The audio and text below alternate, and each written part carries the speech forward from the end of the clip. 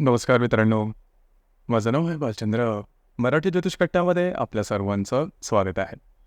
आजच्या व्हिडिओमध्ये आपण चर्चा करणार आहोत गुरुचं जे राशी परिवर्तन होणार आहे दिनांक 2 मेला, म्हणजे गुरु जो आता मेष राशीमध्ये भ्रमण करतोय दिनांक 2 मे 2024 नंतर तो वृषभ राशीमध्ये भ्रमण करणार आहे. तर त्याचे मिळणार जे प्रभाव किंवा परिणाम असतील ते तूळ लग्नाकरता कशा प्रकारचे असतील, अशा कोणत्या गोष्टीत की ज्या करायला हव्यात, अशा कोणत्या गोष्टीत की ज्या टाळायला हव्यात, तुमच्या जीवनाचं असं कोणतं क्षेत्र आहे जे की सर्वात जास्त प्रभावित होणार आहे, या सर्व संदर्भातली खुलासेवर चर्चा आपण या व्हिडिओमध्ये करणार आहोत. जसे की तुम्ही इथे पाहत आहात की ही जी कुंडली आहे, ही कुंडली तूळ लग्नाची कुंडली आहे.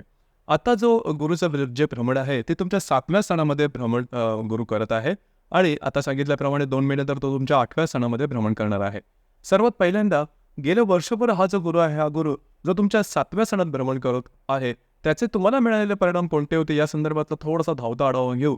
त्यानंतर या नंतरच्या कालावधीमध्ये जवळजवळ वर्षभर जो गुरु तुमच्या 8व्या स्थानामध्ये भ्रमण करणार आहे त्याचे प्रभाव परिणाम नेमके कशा प्रकारचे असेल या संदर्भातला विचार करू. जसं की सप्तमस्त जो गुरु आहे हा तुमच्यासाठी खूप उपयुक्त होता. सगळ्यात पहिली आणि महत्त्वाची गोष्ट म्हणजे तुमचा जो कॉन्फिडन्स, आत्मविश्वास हा खूपच चांगल्या प्रकारचा दिसून आलेला असेल किंवा तुमच्यामध्ये ऊर्जेचा स्तर आहे तो सुद्धा खूप चांगल्या प्रकारचा दिसून आलेला असेल.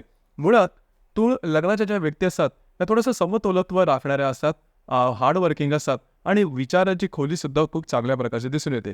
आणि तशाच प्रकारचे तुम्हाला अनुभव या गुरुचं जे सप्तमातलं भ्रमण होतं त्याने तुम्हाला मिळालेलं असेल. त्याचप्रमाणे मित्रपरिवाराकडून चांगली साथ मिळणं, भावंडाशी जे तुमचं सख्य आहे किंवा सौख्य आहे ते खूप चांगल्या प्रकारे मिळणं, तुम्हाला केलेल्या कामाचा मोबदला अतिशय उत्तम प्रकारे मिळणं, अशा प्रकारचे काही अनुभव तुम्हाला निश्चित या दरम्यान आलेले असते. दुसरी महत्त्वाची गोष्ट म्हणजे या दरम्यान म्हणजे गेल्या वर्षभराच्या कालावधीमध्ये तुमचं फिरणं वगैरे जास्त झालेलं असेल, थोडीशी धावपळ जास्त झालेली असेल, कागदोपत्री व्यवहार किंवा काही लिटिगेशन्स वगैरे झालेले असतील ते सुद्धा सॉर्ट आउट झालेले असतील, त्याच्यातून सुद्धा तुम्ही बाहेर पडलेले असाल. कागदोपत्री व्यवहार, पुढलं काही कमिटमेंट, प्रॉमिसेस हे तुमच्या अंदाजाप्रमाणे बरोबर आलेले असेल. याचप्रमाणे तुमचं जे काही कार्यक्षेत्र असेल त्या संदर्भामध्ये सुद्धा तुम्हाला काही चांगले अनुभव गेल्या वर्षभरात निश्चित मिळालेले असेल. याचप्रमाणे सर्वात महत्त्वाचं म्हणजे जे विवाहोत्सुक जे मंडळी आहेत, तरुण तरुणी, त्यांच्यासाठी सुद्धा हा जो कालावधी एक अतिशय उत्तम होता. म्हणजे विवाहाच्या उपयुक्त स्थळ मिळणं तुमच्या अपेक्षेप्रमाणे किंवा विवाह जमणं, विवाह प्रत्यक्ष होणं, अशा प्रकारचे काही अनुभव तुम्हाला या दरम्यान निश्चित आलेले असेल. एकंदरीत सांगायचं झालं तर हे जे गुरुचं भ्रमण होतं ते गेल्या वर्षभरात तुमच्याकडे चांगलं होतं. खास करून गेल्या 4-5 महिन्याचा कालावधी अतिशय चांगला होता. कारण त्याच्या आधीच्या कालावधीमध्ये राहू सुद्धा तुमच्या सप्तमात होता. त्यामुळे थोडंसं आरोग्याच्या संदर्भातले काय त्रास तुम्हाला अनुभवलेले असेल. मात्र मोठ्या प्रमाणात सांगायचं झालं तर गुरुचं सप्तमातलं भ्रमण हे तुमच्यासाठी खूप चांगलं होतं आणि त्याचे अनुभवसुद्धा तुम्हाला खूप चांगल्या प्रकारचे मिळालेले असेल.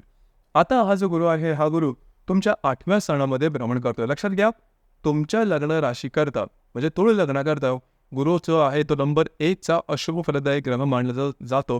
कारण तो तुमचा तृतीयेशपण आहे आणि तुमचा षष्ठेश आहे जो की तुमच्या अष्टम स्थानामधून भ्रमण करतोय. तर आता दिनांक 2 मे नंतरच्या कालावधीमध्ये म्हणजे 2 मे पासून ते जवळजवळ 14 मे 2025 पर्यंतच्या कालावधीमध्ये हा जो गुरु आहे, गुरु तुमच्या 8व्या स्थानामध्ये भ्रमण करतो आहे. पहिली सगळ्यात महत्त्वाची गोष्ट म्हणजे तुम्हाला स्वतःच्या आरोग्याकडे लक्ष देणं गरजेचं आहे. आरोग्याच्या संदर्भातले काही त्रास डोकं वर काढू शकते.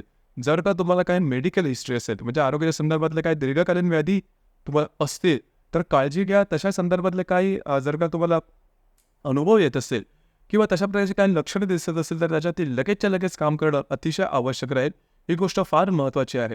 आता गुरु हा मूलतःच शुभग्रह आहे. लक्षात घ्या, तुमच्या लग्नात तो अशुभ आहे, परंतु मूलतःच गुरु जो आहे तो शुभग्रह आहे. त्याच्यामुळे त्याचे संपूर्णपणे वाईट किंवा टोकाचे अनुभव काही येत नाहीत. इथे एक चांगला अनुभव सुद्धा तुम्हाला मिळेल, तो म्हणजे इझी मनी.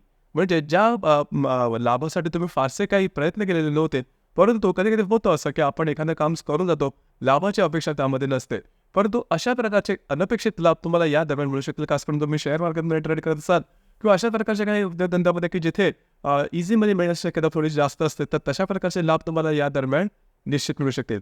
इथे आणखीन एक गोष्ट सांगावीशी वाटते, या दरम्यान म्हणजे या संपूर्ण वर्षामध्ये तुम्हाला लोन वगैरे खूप इझिली मिळेल, म्हणजे कर्ज वगैरे खूप इझिली मिळेल. पण इथे एक धोक्याची घंटा अशी आहे, ती म्हणजे ते लोन चुकवणं थोडंसं कठीण बसेल आणि त्याचा गुंता हा वाढायला लागेल. याचप्रमाणे बरीचशी कामं जी की तुम्ही आता हाती घेतलेली असतील भविष्यकालीन योजनेसाठी, ती पेंडिंग राहतील. म्हणजे त्याच्यामध्ये संपूर्णत्व येणार नाही किंवा ती फायनलाइज होताना थोडंसं कठीण होईल आणि त्याचं स्ट्रेस, फ्रस्ट्रेशन या कालावधीमध्ये तुम्हाला जाणवेल. याचप्रमाणे विवाहित असेल तर वैवाहिक जोडीदाराच्या आरोग्याकडे सुद्धा लक्ष देणं गरजेचं राहील. या गोष्टी महत्त्वाच्या आहेत. अर्थात या संपूर्ण वर्षामध्ये तुमचं काही चांगलं गुंतवणूक वगैरे तुमच्याकडून सुद्धा होईल. घरातले जे व्यक्ती असेल त्यांच्यामध्ये नातेसंबंध सुधारतील. वास्तूच्या संदर्भात तुम्हाला काय गोष्टी करायच्या असेल, म्हणजे वास्तू रिनोव्हेट करायची असेल त्या गोष्टी होतील. वास्तू नवीन घ्यायची असेल तर त्या संदर्भातल्या काही नवीन ऑपॉर्च्युनिटी संधी वगैरे येतील. आणि तुम्हाला असलेली वास्तू जर काय विकायची असेल चांगल्या त्याच्यामध्ये, तर या संदर्भामध्ये सुद्धा काही चांगल्या ऑपॉर्च्युनिटी वगैरे मिळते. म्हणजे गुरु जो अष्टमात तुमचा भ्रमण करतो आहे, तो तुम्हाला सगळ्यात पहिलं आणि महत्त्वाचं म्हणजे आरोग्याकडे लक्ष देणं गरजेचं राहील आणि कुठल्याही प्रकारचं लोन वगैरे घेताना थोडंसं जास्त डिटेलमध्ये विचार करणं गरजेचं राहील. इथे एक गोष्ट आणखी महत्त्वाची आहे ती म्हणजे लक्षात घ्या, इथे राहूचं भ्रमण तुमचं 6व्या स्थानामध्ये चाललेलं आहे. राहूचं भ्रमण 6व्या स्थानामध्ये तेवढंसं चांगलं नसतं. आता इथे 1-2 गोष्टी आहेत की राहूचं भ्रमण 6व्या स्थानात सुद्धा चांगलं असतं. म्हणजे तुमच्या वाईटावरती ज्या व्यक्ती आहेत, गुप्त शत्रू ज्याला आपण म्हणतो, त्याच्यावर तुम्ही विजय मिळू शकाल किंवा त्यांच्या कारवाया बऱ्याच प्रमाणात कमी होते. मात्र तुम्हाला स्वतःच्या आरोग्याकडे परत एकदा लक्ष द्यावं लागेल, कारण गुरुसुद्धा आहे आणि इथे राहूसुद्धा असणारच असतात. अशा प्रकारचे काही शारीरिक व्याधी होऊ शकतील की ज्याचं रिझनिंग नाही समजलं, त्याचं कारण तुम्हाला समजणार नाही किंवा लवकर डायग्नोज होणार नाही किंवा कॉम्प्लिकेशन थोडं वाटत आहेत की अशा प्रकारच्या गोष्टी होतील. याचमुळे ज्या ठिकाणी तुम्ही काम करता, नोकरी करता किंवा व्यवसाय करता, त्या ठिकाणी जे सहकर्मी असेल किंवा वरिष्ठ असेल त्यांच्यावर सुद्धा थोडंसं मतभेद तर अशा प्रकारच्या काही गोष्टी होऊ शकतील. खास करून नोकरीला असाल तर नोकरी सोडून देऊया का, किंवा नोकरीमुळे आपल्याला जास्त त्रास होतो, अशा प्रकारचे काय विचार येतील. पण ते विचारापर्यंत ठेवा, प्रत्यक्ष कृती करू नका. ही गोष्ट थोडीशी महत्त्वाची आहे. इथे एक गोष्ट चांगली आहे ती म्हणजे शनी जो ग्रह आहे, जो की तुमच्या लग्न राशीकरता अत्यंत महत्त्वाचा ग्रह आहे. दुसऱ्या भाषेत त्याला राजयोगकारक ग्रह सुद्धा म्हणतात, जो की तुमच्या 5व्या स्थानामध्ये भ्रमण करतोय, स्वतःच्या राशीमध्ये भ्रमण करतोय.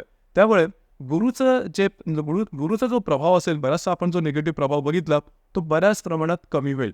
ही गोष्ट थोडीशी महत्त्वाची आहे आणि तुमच्यासाठी फायदेशीर सुद्धा आहे. तर एकंदरीत सांगायचं झालं तर अष्टमातला जो गुरु आहे हा तेवढासा शुभफलदायी नसतो आणि महत्त्वाचं म्हणजे तुमच्या लग्न राशीकरता गुरु हा नंबर 1चा शत्रुग्रह आहे. त्यामुळे सुद्धा तशा प्रकारचे अनुभव तुम्हाला थोडेसे जास्त येऊ शकतील. थोडंसं अलर्ट राहणं गरजेचं राहील.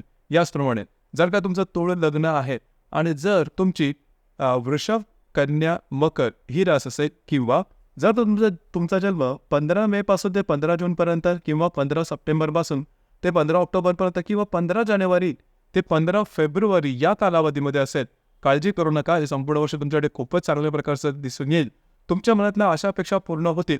म्हणजे जर का तुम्हाला चांगली नोकरी हवी असेल, विवाहाच्या संदर्भात असेल किंवा आणखी काही चांगल्या अपेक्षा असेल तर या संदर्भामध्ये त्या पूर्ण होण्याची शक्यता बऱ्याच प्रमाणात दिसून येते चांगली. तर हा जसा पाहिलं तर काही सकारात्मक भाग सुद्धा राहील. याचप्रमाणे जर का तुमची सिंह रास, कुंभ रास किंवा मीन रास असेल किंवा तुमचा जन्म 15 फेब्रुवारी ते 15 एप्रिल या दरम्यानचा असेल तर हे येणारे जे संपूर्ण वर्ष आहे किंवा गुरुचं जे भ्रमण आहे हे तुमच्यासाठी अशुभ फलदायी असणार आहे. खास करून मीन राशीकरता सांगावं असं वाटतं, कारण मीन राशीमध्ये राहूचं सुद्धा भ्रमण आहे, मीन राशीला 7.5 सुद्धा चालू आहे. त्यामुळे गोष्टी बऱ्याचशा कॉम्प्लिकेटेड होतील. या संदर्भात काळजी घेणं गरजेचं राहील. ही गोष्ट अतिशय महत्त्वाची आहे. तुमचे मांडलेले अंदाज चुकीचे ठरतील, कारण तुमची जी रास आहे ही थोडीशी विश्वासपात्र आहे, विश्वासू आहे किंवा ट्रस्टवर्दी आहे. समोरच्या व्यक्तीवर लवकर विश्वास ठेवणारे आहे आणि बऱ्याचदा तुम्हाला त्याचा चुकीचा सुद्धा अनुभव येतो. म्हणजे एखाद्यावरती आपण विश्वास ठेवला आणि तोच विश्वासघात करतो, अशा प्रकारे सुद्धा अनुभव आलेले असतात. तरी या संपूर्ण कालावधीमध्ये असे अनुभव थोडेसे जास्त प्रमाणात येऊ शकतील. आरोग्याकडे लक्ष देणं गरजेचं राहील. मेंटल स्ट्रेस, ज्याला मानसिक तणावाखाली तुम्ही जाऊ शकाल. काळजी घ्या, अलर्ट राहिलात. आउट ऑफ द वे जाऊन काही करू नका. अशा गोष्टी की ज्याच्यामध्ये रिस्क आहे, अशा गोष्टी की ज्यामुळे तुमच्या जीवनाची दिशा बदलेल, असं काहीही हाती घेऊ नका.